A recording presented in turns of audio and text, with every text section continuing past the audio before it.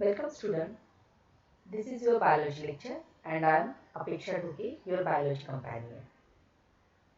From today onward, we are going to start our biology syllabus. In today's lecture, we are going to discuss about the first chapter of the biology, that is living world, in which we are going to discuss about the basic principles of life. विद्यार्थी मित्रांनो, तुम्हा सगळ्यांना माहितीच आहे की कोरोनाच्या पार्श्वभूमीवरती प्रत्येक सिलेबसमधनं 25% जो आहे पार्ट तो डिडक्ट केलेला आहे. प्रत्येक विषयाचा 25% पार्ट जो आहे तो डिडक्ट केलेला आहे. त्या 25% पार्टचा किंवा सिलेबसचा इव्हॅल्युएशन होणार नाही, राईट. तेव्हा हा जो काही पहिला चॅप्टर आहे, chapter number 1 living world, okay, यामध्ये 8 मेन पॉइंट्स आहेत किंवा 8 सब युनिट्स आहेत, सब टॉपिक्स आहेत. तर त्या सब टॉपिक्स पैकी 8 सब टॉपिक्स पैकी 7 सब टॉपिक्स जे आहेत ते डिलीट केलेले आहेत किंवा डिडक्ट केलेले आहेत. त्यातनं फक्त आपल्याला एकच टॉपिक अभ्यासायचा आहे and that topic is the basic principles of life. So first of all, as we all knew that the environment is composed of two main components, and that two components are the biotic component and abiotic component, right. हे जे काही आपले वातावरण आहे किंवा environment आहे ते environment दोन प्रकारच्या फॅक्टर्सनी किंवा कंपोनेंट्सनी बनलेलं आहे. एक म्हणजे बायोटिक कंपोनेंट आणि दुसरं जे आहे ते अबायोटिक कंपोनेंट. मग biotic components means what? The component which consist of the living things. Now, what are the living things? As we all knew that the living things are the plants, animals, protists, archees, bacteria, fungi, algae. All these things are considered as a living things. And which are the abiotic components? Abiotic component or abiotic factors are the air, water, temperature, then light, soil, salinity, humidity, minerals, pH. All these things are considered as abiotic component. Okay, लक्षात येत आहे? हे जे काही environment आहे ते Biotique आणि abiotic कंपोनेंट्सनी तयार झालेलं आहे. बायोटिक कंपोनेंट्समध्ये प्लांट्स असतील, ॲनिमल्स असतील, त्याच्यानंतर आणखी अल्गीज असतील, बॅक्टेरियाज असतील, देन आर्चीज असतील, प्रोटिस्ट असतील, फंजाय असतील, हे सगळे थिंग्सला आपण काय म्हणतो? लिव्हिंग थिंग्स म्हणतो. आणि अबायोटिक कंपोनेंट्स जे आहेत ते एअर असेल, वॉटर असेल, सॉईल असेल, सॅलिनिटी असेल, टेम्परेचर, लाईट, मिनरल्स, पीएच, ह्या सगळ्या फॅक्टर्सला आपण अबायोटिक फॅक्टर्स म्हणतो, राईट. जे बायोटिक फॅक्टर्स आहेत ते त्यांच्या सर्वायवलसाठी अबायोटिक फॅक्टर्सवरती डिपेंड असतात. फॉर एक्झाम्पल प्लांट्सच्या ग्रोथसाठी किंवा त्यांच्या जी काही फूड रिक्वायरमेंट आहे ती पूर्ण करण्यासाठी प्लांट्सला काय आवश्यक आहे? टेम्परेचर किंवा आपण त्याला म्हणतो सनलाईट, देन एअर, वॉटर, या गोष्टींचा वापर करून प्लांट्स काय करते? स्वतःचं फूड जे आहे ते तयार करते, जी की प्रोसेस आपण फोटोसिंथेसिस पुढे अभ्यासणार आहोत. म्हणजे प्लांट त्याच्या रिक्वायरमेंट्स पूर्ण करण्यासाठी, प्लांट सर्वाइव्ह करण्यासाठी अबायोटिक फॅक्टरवरती काय आहे? डिपेंड आहे. So get it, the environment is made up of two factors, biotic factors and abiotic factors. Biotic factors are also called as the living factors, or biotic factor consist of the living things, and abiotic factors, they consist of the non-living things. Get it? So what is the main difference between biotic and abiotic? What is the main difference between living and non-living things? सजीव आणि निर्जीव या दोन ज्या गोष्टी आहेत, ह्या दोन गोष्टी कशा एकमेकांपेक्षा वेगळ्या आहेत बरं? कुठल्या गोष्टींना आपण लिव्हिंग म्हणतो आणि कुठल्या गोष्टींना नॉन लिव्हिंग म्हणतो? आहे ना, त्यांच्यामध्ये काही ना काहीतरी फरक आहे, राईट. मग जो फरक आहे की जे बाब आहे की एखाद्या गोष्टीला ती लिव्हिंग बनवते किंवा तिला आपण लिव्हिंग कन्सिडर करतो, मग ती बाब म्हणजेच काय, the basic principles of life or a basic characteristic of life. म्हणजे ज्या काही सजीव वस्तू आहेत किंवा सजीव आहेत ते काही विशिष्ट कॅरेक्टर्स किंवा गुणवैशिष्ट्य धारण करतात. त्या गुणवैशिष्ट्यांमुळे लिव्हिंग थिंग्स ज्या आहेत त्या नॉन लिव्हिंग थिंग्सपेक्षा स्वतःला वेगळ्या प्रूव्ह करतात. Get it? So we will move towards the basic principles of life. म्हणजे सजीवांच्या किंवा लिव्हिंग थिंग्सच्या जे बेसिक प्रिन्सिपल्स आहेत किंवा आपण म्हणतो ना महत्त्वाचे तत्व आहेत, की ही तत्व जर दाखवत असेल तर ती थिंग जी आहे किंवा ती वस्तू जी आहे ती लिव्हिंग थिंग आहे असं आपण म्हणू शकतो. मग ते तत्व कुठले आहेत किंवा बेसिक प्रिन्सिपल्स कुठले आहेत, तर हे मेन बेसिक प्रिन्सिपल्स आहेत metabolism, growth and development, ageing, reproduction, death, consciousness और रिस्पॉन्स. ओके, हे जे काही आपल्याला इथे दिलेले 6 बेसिक प्रिन्सिपल्स आहेत त्यांना इन डिटेल या लेक्चरमध्ये स्टडी करायचं आहे. First principle is the metabolism. Now what is the metabolism? हा वर्ड तुम्ही स्टडी केलेलाच असेल, अभ्यासलेला असेल आतापर्यंत, राईट. मेटाबॉलिझम म्हणजे काय? It is refers to as a series of chemical reaction that occur in a living organism to sustain life. Metabolism म्हणजे काय आहे की ज्या लिव्हिंग ऑर्गॅनिझम्स मध्ये केमिकल रिॲक्शन्स होतात त्यांना आपण रासायनिक अभिक्रिया म्हणतो. ज्या रासायनिक अभिक्रिया सजीवांना सर्वाइव्ह करण्यासाठी महत्त्वाच्या आहेत किंवा त्यांना सजीव म्हणून जिवंत राहण्यासाठी महत्त्वाच्या आहेत, त्या सगळ्या रासायनिक अभिक्रियांना आपण काय म्हणतो? मेटाबॉलिझम. आपल्याला माहितीच आहे की प्रत्येक सजीवाला जगण्यासाठी एनर्जी ही आवश्यक आहे. मग ही एनर्जी कशासाठी आवश्यक आहे? ग्रोथसाठी आहे, डेव्हलपमेंटसाठी आहे, रिप्रोडक्शनसाठी आहे, वेरियस वायटल ज्या काही प्रोसेसेस आहेत, लाईफ प्रोसेसेस, त्या रन करण्यासाठी लिव्हिंग ऑर्गॅनिझमला एनर्जीची गरज आहे.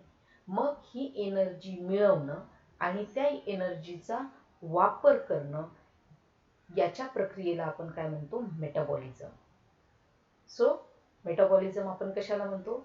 मेटाबॉलिझम म्हणजे सजीवांमध्ये घडून येणाऱ्या सगळ्या रासायनिक अभिक्रिया, आणि मेटाबॉलिझम म्हणजेच अशी प्रक्रिया की ज्याद्वारे ऑर्गॅनिझम एनर्जी मिळवतो आणि ती एनर्जी जगण्यासाठी युटिलाइज करतो. So again read the definition. Metabolism refers to a series of chemical reactions that occurs in a living organism to sustain the life. आयुष्य जगण्यासाठी ज्या काही रासायनिक अभिक्रिया सजीवांमध्ये घडून येतात त्या रासायनिक अभिक्रियांना आपण काय म्हणतो? Metabolism. Get it? Now the metabolism is a sum of anabolic and catabolic processes occurs inside the body. ह्या ज्या काही केमिकल रिॲक्शन्स आहेत त्या 2 टाइप्सच्या आहेत. एक तर ॲनाबॉलिक रिॲक्शन्स आणि दुसरी आहे कॅटाबॉलिक रिॲक्शन. ॲनाबॉलिक रिॲक्शन म्हणजे काय? Constructive reaction. And catabolic reaction means destructive reaction. Now constructive reaction म्हणजे काय? वर्डवरनच आपल्याला लक्षात येते की कन्स्ट्रक्शन, की रॉ मटेरियल पासून किंवा जे सिम्पलर थिंग्स आहेत त्यापासून कॉम्प्लेक्स थिंग्स निर्माण करण्याची जी प्रोसेस आहे त्याला आपण म्हणतो ॲनाबॉलिक. Get it? त्याला आपण म्हणतो कन्स्ट्रक्टिव्ह. For example photosynthesis. फोटोसिंथेसिसमध्ये प्लांट काय यूज करतात? ऑक्सिजन कार्बन डायऑक्साईड यूज करतात, वॉटर यूज करतात, राईट. आणि या कार्बन डायऑक्साईड आणि वॉटर द्वारे प्लांट्स ग्लुकोजची निर्मिती करतात. म्हणजे कार्बन डायऑक्साईड सिम्पलर फॉर्म आहे, त्याच्यानंतर वॉटर सिम्पलर आहे आणि ह्यातून कॉम्प्लेक्स ग्लुकोजची निर्मिती केली जाते. That is the anabolic reaction. Now catabolic reaction. Catabolic reactions म्हणजे काय?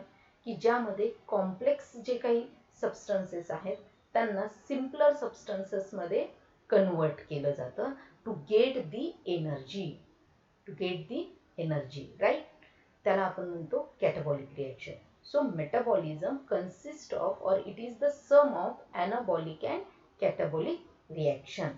Now Anabolism is the building up of synthesis of complex substances from simpler substances.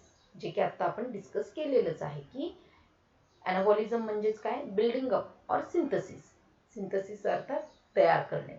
Synthesis of complex substances from simpler substances. For example photosynthesis. Then the catabolism is the breaking of complex substances into simple substances. Catabolism म्हणजेच काय, breaking of complex substances into simpler substances. For example, respiration.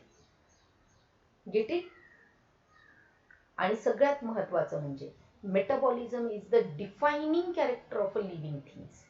Defining character of living things म्हणजे की ज्या ऑर्गॅनिझममध्ये किंवा ज्या थिंग्समध्ये कॅटाबॉलिझम नसतं ती thing completely non living असते. म्हणजे लिव्हिंग थिंग्सच्या कुठलीही लिव्हिंग थिंग्स असू दे, मग ती युनिसेल्युलर असू दे, मल्टीसेल्युलर असू दे, प्लांट असू दे, ॲनिमल असू दे, प्रोटिस्ट असू दे, बॅक्टेरिया असू दे, फंजाय असू दे, या प्रत्येक लिव्हिंग थिंग्समध्ये मेटाबॉलिझम हे होतच असतं. So metabolism is the defining characteristic of a living things. Now we will move towards the growth and development. What is the growth and what is the development? Just we have seen. Example मध्ये पाहिलं तर आपण आपले लहानपणीचे जर photo पाहिले तसेच दिसतो का आत्ताही? नाही, राईट. आपल्या साईजमध्ये वाढ झालेली आहे, आपल्या वेटमध्ये वाढ झालेली आहे, आपल्या लेंथमध्ये वाढ झालेली आहे, नंबर ऑफ सेल्समध्ये वाढ झालेली आहे, राईट. आपले जे काही ऑर्गन्स आहेत ते डेव्हलप झालेले आहेत. जे आपण लहानपणी ज्या पद्धतीने बोलत होतो त्याच पद्धतीने आता बोलतोय का? नाही. आपली बोलण्याची जी काही क्षमता आहे ती देखील विकसित झालेली आहे. हे झालं आपल्या संदर्भातलं. तसंच प्लांटच्या संदर्भातही तुम्ही एखादं बी जर रोवलं, काही दिवसांनी तिथे काय दिसतं की अगदी छोटंसं प्लांट दिसतं, त्यानंतर ते वाढत वाढत मोठ्या प्लांटमध्ये त्याचं कन्व्हर्जन होतं, त्याला फ्लावर्स येतात, फ्रूट्स येतात. हे सगळं एक्झाम्पल कशाचं आहे? Growth and डेव्हलपमेंटचं. सो आणि तेच नॉन लिव्हिंग थिंग्सचं एखादं तुम्ही पुस्तक आहे ते टेबलावरती ठेवलं, वर्षानुवर्ष तिथनं जर तुम्ही त्या पुस्तकाला हलवलं नाही तर त्या पुस्तकामध्ये काही वाढ आपल्याला झालेली दिसते का? की त्याची साईज वाढली आहे किंवा त्याचे पेजेस वाढलेले आहेत, असं होतं का? नाही. So non living things doesn't shows the growth and development and living thing shows the growth and development. So first of all, we will see the definition of a growth. Increase in a number of a cell and tissues from within the body. Increase in the number of a cell and tissues from within the body. म्हणजे एखाद्या living ऑर्गॅनिझम्सच्या आतून tissues आणि cells यांच्या नंबरमध्ये increase होऊन त्यांच्या साईजमध्ये जर आपल्याला वाढ झालेली दिसत असेल तर त्याला आपण काय म्हणतो? Growth and development, right. Then the living organism grows in a mass and increase in a number of a cell. ते आपण आत्ता डिस्कस केलंय की लिव्हिंग ऑर्गॅनिझम्स ग्रो होतात अर्थात काय की त्यांचं मास वाढतं, दॅट इज वेट वाढतं, साईज वाढते आणि that increase in a number of a sales. आणि त्यांच्या बॉडीमधल्या ज्या काही सेल्स आहेत त्यांच्या नंबरमध्ये इन्क्रीज होतो, that is called as the growth. Now there is a basic difference between the growth of a plant and growth of a animal. Plant मध्ये जी आहे ती ग्रोथ आहे ती कंटिन्युअस होत असते, म्हणजे लाईफ लॉंग त्यांच्यामध्ये ग्रोथ होत असते. पण ॲनिमल मध्ये एका सर्टन पीरियड पर्यंतच ग्रोथ होते, त्यानंतर मात्र ॲनिमल्समध्ये ग्रोथ पाहायला मिळत नाही. म्हणजे आपण लाईफ लॉंग आपली उंची वाढतच जाते का? नाही. ॲट अ सर्टन स्टेज किंवा सर्टन एज लिमिट, समजा 13, 14, 15 इयर्सपर्यंतच फक्त काय होत असते, आपली लेंथ जी आहे किंवा उंची जी आहे ती वाढत असते, त्यानंतर मात्र उंची वाढणं स्टॉप होतं.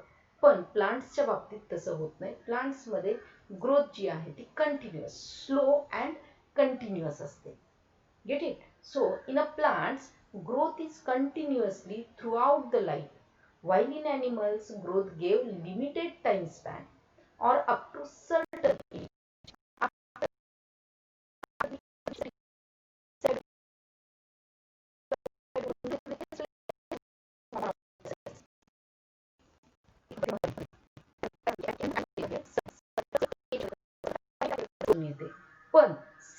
डिव्हिजन मात्र कंटिन्युअस चालू असतं.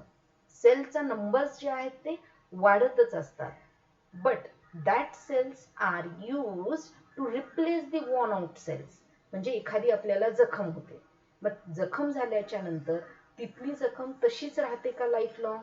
नाही, तर ती जखम भरून निघते, तिथे परत आपली स्किन जी आहे ती प्रॉपर बनते. मग ही प्रॉपर स्किन का बनते? कारण तिथे सेल डिव्हिजन झालेलं असतं, इनर ग्रोथ जी आहे किंवा डेव्हलपमेंट जी आहे ती झालेली असते. So do you get it? The concept of a growth and development. Growth means what? It is the increase in a number of a cell and tissues from within the body of an organism. आता हे मी within the body of organism ला underline का करतीये? कारण काही non living things आहेत की त्या देखील आपल्याला ग्रोथ शो करतात. फॉर एक्झाम्पल एखादं माउंटेन असेल, ओके, किंवा एखादं सँडसन्स असतील. मग तिथे काय होतं की माउंटन्स छोट्या आकाराचा होता, पण काही दिवसांनी आपण तिथून जाताना आपल्याला लक्षात येते की नाही, तो माउंटेन मोठा झालेला. का? तर तिथली जी काही धूळ असेल, माती असेल, ती त्या माउंटेनवरती जमा होऊन होऊन त्याची जी साईज आहे ती मोठी व्हायला लागते. So that growth is the external one. ती ग्रोथ कशी आहे? एक्सटर्नल आहे. धूळ माती जमा झाल्यामुळे तो माउंटेन आपल्याला मोठा मोठा दिसायला लागतो. पण लिव्हिंग ऑर्गॅनिझम मध्ये जेव्हा तो मोठा व्हायला लागतो, ती ग्रोथ काही वरतून कुठल्या सेल्स आपल्या थापल्या जात नाहीयेत बॉडीवरती. काय होतंय की इंटरनली सेल डिवाइड होऊन आपली सेल नंबर वाढतोय आणि त्यानुसार मास, वेट, लेंथ जी आहे ती वाढत असते. So keep in mind, growth and development is not a defining characteristic of an living organism. म्हणून ग्रोथ आणि डेव्हलपमेंटला आपण डिफायनिंग कॅरेक्टरिस्टिक म्हणत नाहीत, कारण नॉन लिव्हिंग थिंग्स देखील काही ठिकाणी ग्रोथ दाखवतात. That growth is the external only.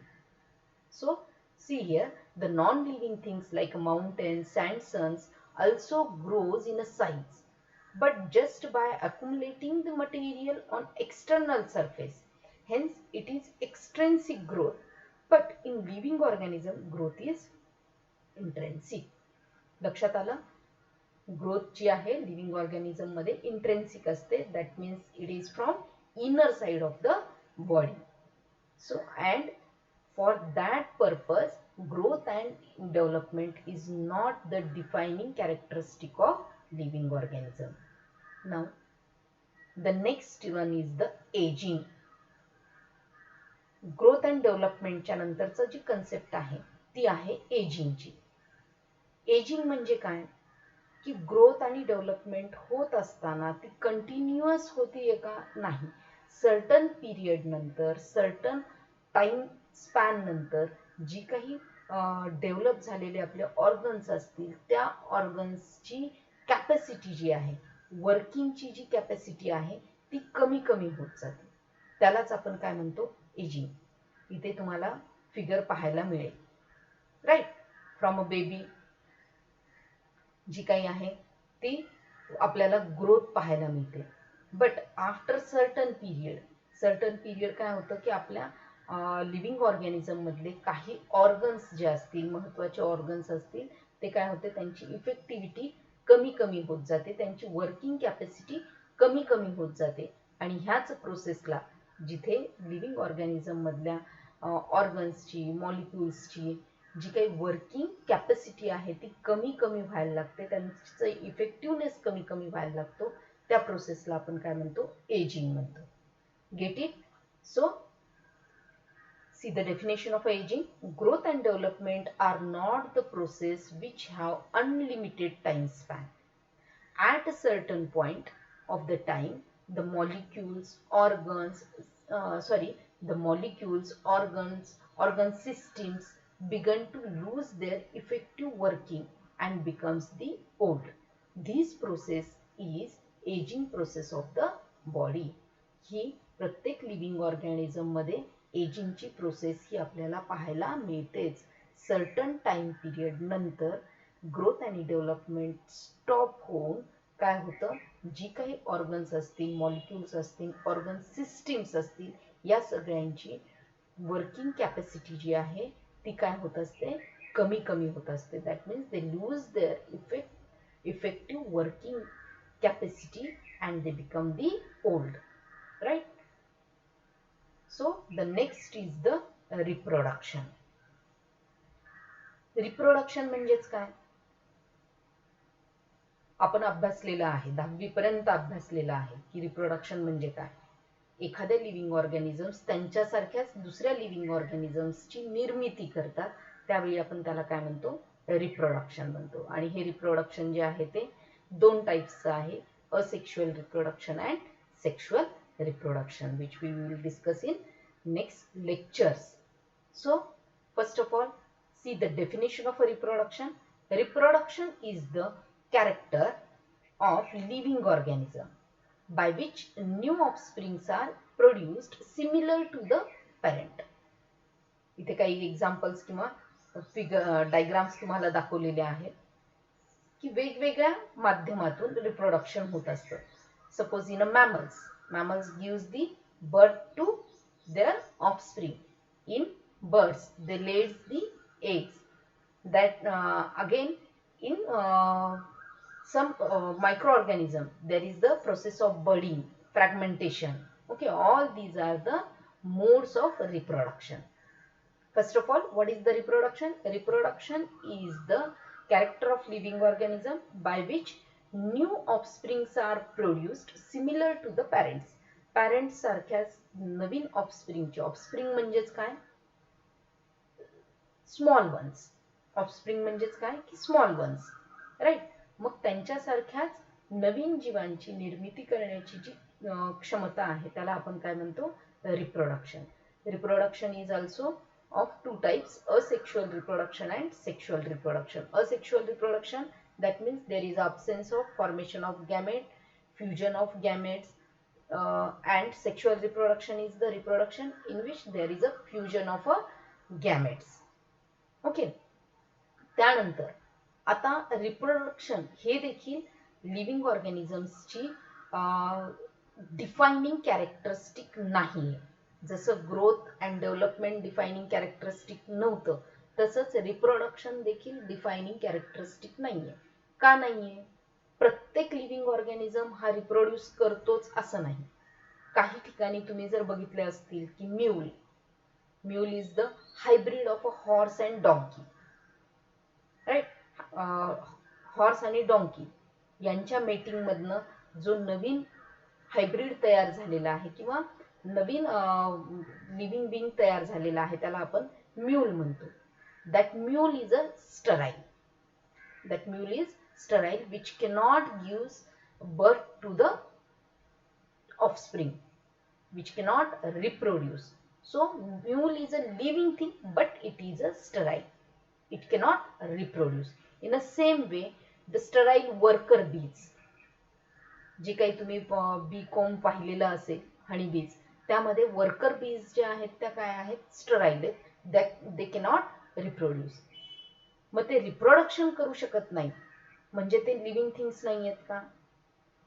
ते लिव्हिंग थिंग्सच आहेत but they cannot reproduce. That means reproduction is not a defining characteristic of a living things. In case of a human couples, काही sterile human couples देखील आहेत की ज्यांना मुलंच होत नाहीत किंवा जी मुलांना जन्म देऊ इच्छित नाहीयेत. मग हे सगळे जे एक्झाम्पल्स आहेत ते काय आहेत की जे रिप्रोडक्शन करू शकत नाही but they are living things. So metabolism, it is a defining characteristic of a living things but the reproduction and growth they are not a defining characteristic of a living things. Now we will move towards the death. Death means काय? ह्या पृथ्वी तलावरती जन्माला आलेला प्रत्येक living organism जो आहे तो काही काळानंतर मरतो. पृथ्वीवरती आणखी असा एकही सजीव नाहीये की जो अमर आहे, की ज्याला मरणच नाहीये. So it is also a defining characteristic of an living organism that every living organism dies. Okay, so first of all See the definition. When the capacity of organism to perform the metabolic reaction is lost, it results into death. Death is the termination of all biological function that sustain a living organism. Death म्हणजे काय? जेव्हा living ऑर्गॅनिझम्सची metabolic reaction करण्याची जी capacity आहे ती lost होते, completely थांबते, त्यावेळी आपण त्या ऑर्गॅनिझमला काय म्हणतो? Dead organism. ऑल म्हणजेच मेटाबॉलिझम म्हणजे काय? एनर्जी निर्माण करणं, एनर्जी युटिलाइज करणं, ॲनाबॉलिक रिॲक्शन, कॅटाबॉलिक रिॲक्शन, हे सगळं करण्याची कॅपॅसिटी जेव्हा लिव्हिंग ऑर्गॅनिझमची लॉस्ट होते, त्यावेळी त्या लिव्हिंग ऑर्गॅनिझमला आपण काय म्हणतो? डेड लिव्हिंग ऑर्गॅनिझम, किंवा तो त्याची डेथ झाली असं आपण कन्सिडर करतो. Then again, death is the termination of all biological function that sustain a living organism. Living ऑर्गॅनिझमला जगण्यासाठी ज्या ज्या काही बायोलॉजिकल फंक्शन्स आवश्यक आहेत, मग त्याच्यामध्ये तुमचे मेटाबॉलिझम असेल, रिप्रोडक्शन असेल, त्यानंतर मग लाईफ प्रोसेसेस असतील, की रेस्पिरेशन असेल, एक्सक्रीशन असेल, या सगळ्या लाईफ प्रोसेसेस जेव्हा थांबतात किंवा टर्मिनेट होतात, त्यावेळी त्या ऑर्गॅनिझमला आपण काय म्हणतो? डेड ऑर्गॅनिझम म्हणतो. Gate it? So again definition. When a capacity of organism to perform metabolic reaction is lost, it results into death. Death is the termination of all the biological function that sustain a living organism. So all these are the characteristic or basic principles of the living organism. Now the consciousness or a response, it is also a main basic character of a living organism. प्रत्येक living organism जो आहे तो त्याच्या इन्व्हायरमेंटमधून येणाऱ्या स्टिम्युलीजला response करत असतो. मग आता हे स्टिम्युलीज काय आहे, त्याला रिस्पॉन्स काय आहे? साधं सिंपल एक्झाम्पल पाहूया, की आपण एखाद्या गरम वस्तूला हात लावला, त्या लगेच आपण काय करतो? तो हात बाजूला सरकवतो. मग जेव्हा एखादी गरम वस्तू आहे, गरम दॅट मीन्स टेम्परेचर, त्याला आपण जेव्हा हात लावतो that is the stimulus, and जेव्हा तो आपण हात झटकून देतो दॅट इज द रिस्पॉन्स. अर्थात प्रत्येक लिव्हिंग ऑर्गॅनिझम जो आहे तो एक्सटर्नल स्टिम्युलसला, एक्सटर्नल कंडिशन्सला काय करत असतो? रिस्पॉन्स करत असतो. आणि याच प्रोसेसला आपण काय म्हणतो? कॉन्शियसनेस. फॉर एक्झाम्पल, हे आपण लिव्हिंग ऑर्गॅनिझम मध्ये ॲनिमल्सचं पाहिलं. प्लांट्स देखील रिस्पॉन्स करतात. जसं की तुम्ही एखादी कुंडी ठेवा बरं गॅलरीमध्ये, तर त्या कुंडीमधनं जे काही प्लांट्सची ग्रोथ आहे ती कुठे होते? सनलाईटच्या दिशेने होते. सूर्यफुलाचं एक्झाम्पल घ्या, किंवा मग लाजाळूच्या झाडाचं एक्झाम्पल घ्या, की जेव्हा आपण लाजाळूच्या झाडाला टच करतो त्यावेळी त्याची पानं काय होतात? बंद होतात. That means they response to the external stimuli. So all living organisms have excellent ability to sense their environment. They give response to the physical, chemical or biological stimuli. प्रत्येक लिव्हिंग ऑर्गॅनिझमला त्यांच्या एन्व्हायरमेंटला सेन्स करण्याची एक ability मिळालेली आहे, आणि त्या ability through ते काय करतात? त्यांच्या आजूबाजूला असणाऱ्या फिजिकल, केमिकल अँड बायोलॉजिकल स्टिम्युलसला रिस्पॉन्स करतात. Organism react to the stimuli such as a light, temperature, odour, sound, gravity, heat, water, pressure etcetera. मग हे स्टिम्युलीस काय काय स्टिम्युलस आहेत? जसं की लाईट असेल, टेम्परेचर असेल, ओडर असेल, साऊंड असेल, ग्रॅव्हिटी असेल, हीट असेल, वॉटर असेल किंवा प्रेशर असेल, या सगळ्या एक्सटर्नल स्टिम्युलसला ऑर्गॅनिझम जो आहे तो रिस्पॉन्स करत असतो. आता पुढे आपण तेही अभ्यासणार आहोत की कशा पद्धतीने तो रिस्पॉन्स करतो. की ह्युमन बिंग्सच्या संदर्भात जर आपण विचार केला तर जे काही 5 सेन्स ऑर्गन्स आहेत, ज्ञानेंद्रिय 5, इयर असेल, नोज असेल, आईज असतील, टंग असेल आणि स्किन, या 5 सेन्स ऑर्गन्स थ्रू आपल्याला त्या स्टिम्युलस जे आहेत त्या आपल्या म्हणजे स्टिम्युलसला आपण रिॲक्ट करत असतो. Right?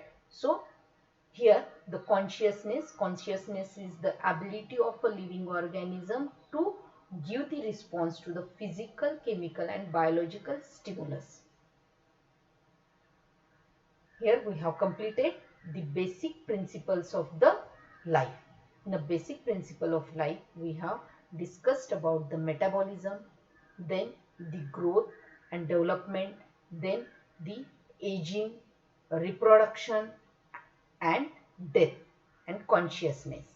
Okay, out of these, metabolism is the defining characteristic of a living organism, while the growth and development and reproductions are the considered as they are not defining property of a living organism.